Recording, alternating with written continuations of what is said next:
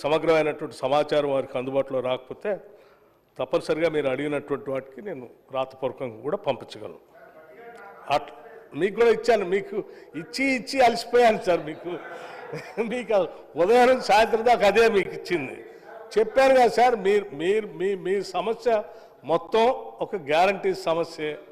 ఆ సమస్య ఏంటో నేను ముందు మొత్తం ప్రాపర్గా అన్ని పుస్తకాలు కోట్ చేసి చెప్పాను. ఇంకా అయిన తర్వాత కూడా నాకు సమాధానం చెప్పలేదు అని అంటే నీకు సమాధానం చెప్పి సంవత్సరం నుంచి అలసిపోతాను. అయినా కానీ మీరు ఇంకా ఇంత లెక్కలతో సహా చెప్పిన తర్వాత కూడా మీరు ఇంకా నేను ఇట్లే నాది ఇట్లే అంటే నేను చేయగలిగేది అధ్యక్ష. అట్లాగే మహేశ్వర్ రెడ్డి గారు కొన్ని సమాచారం అడిగారు, దానికి సంబంధించి కూడా తప్పనిసరిగా రాష్ట్ర ఆర్థిక పరిస్థితిని జాగ్రత్తగా చూసుకొని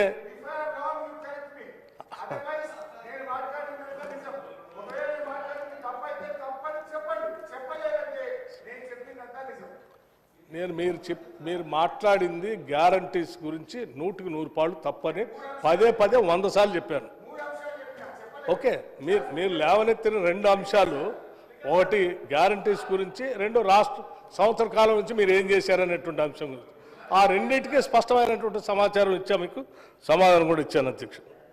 అట్లాగే సరే, ఇప్పుడు యాజ్ ఆఫ్ నౌ ప్రజెంట్గా వచ్చినటువంటి ఆర్బీఐ రిపోర్టు సంబంధించినటువంటి సమాచారం కూడా అడిగారు. నిజమే, ఇప్పుడే ఓ బుక్ రిలీజ్ అయింది అధ్యక్ష. దాంట్లో 2023 సంబంధించి, అట్లాగే 2024 సంబంధించి, 2025 ఎస్టిమేట్ సంబంధించి కూడా దాంట్లో స్పష్టంగా మెన్షన్ చేశారు.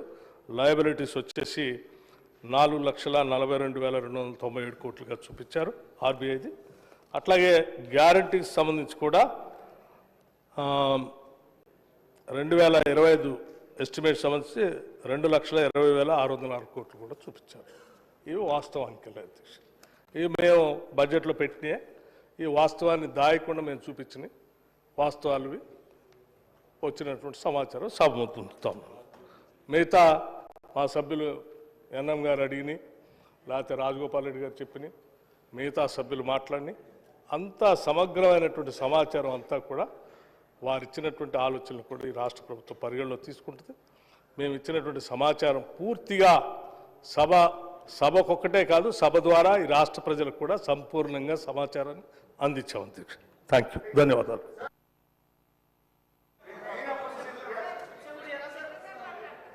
అమ్మాయి ఎందుకమ్మా, ప్లీజ్ సీతక్క గారు.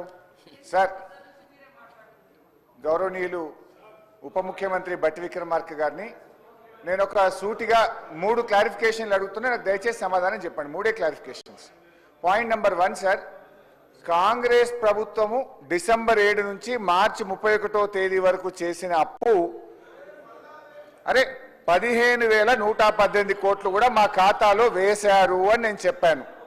మీ బుక్లో మీరు విడుదల చేసిన ఆర్థిక శ్వేతపత్రంలో page number 20, table number 9, item number 1, FRBM loans 2023-24 BE 389,673 అని చూపించారు.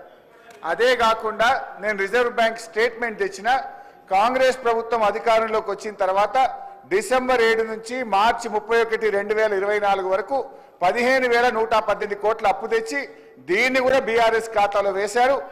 డిసెంబర్ 12 500 కోట్లు, డిసెంబర్ 19 900 కోట్లు, డిసెంబర్ 16 1000, డిసెంబర్ 23 1000. ఒక్క నిమిషమయ్యా బాబు, లెక్కలు చెప్తే అంత భయం ఎందుకు సార్? అది కంప్లీట్, కొంచెం సభ ఆర్డర్లో పెట్టండి సార్, సభ ఆర్డర్లో పెట్టండి sir. December 11 1000, December 21 1000, December 22 1000, December 19 1000, December 25 1000 అధ్యక్ష, మార్చి 17 1000, మార్చి 26 1000, మార్చి 6 1000, మార్చి 17 1000, మార్చి 26 1718, 15,118 కోట్లు కాంగ్రెస్ ప్రభుత్వం చేసిన అప్పు కూడా బీఆర్ఎస్ ఖాతాలో వేసిండ్రు. ఇది తప్పు. మొత్తంగా ఈ రోజు తర్వాత ఈ సభ ద్వారా రాష్ట్ర ప్రజలకు, గౌరవ మంత్రి గారికి నేను చెప్పేది, బీఆర్ఎస్ 10 ఏళ్ల హయాములో చేసిన అప్పు కేవలం 4,17,000 కోట్లు మాత్రమే.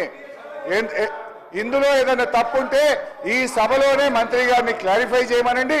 ఈ రోజు తర్వాత ఎవరన్నా 7 లక్షల కోట్లు అంటే మేము కోర్టుకు వెళ్తాం, లీగల్ నోటీస్ ఇస్తాం, సభలో ప్రివిలేజ్ మోషన్ ఇస్తాం. 10 ఏళ్ల బీఆర్ఎస్ హయాం అప్పు 4,17,000 మాత్రమే. డిప్యూటీ సీఎం గారు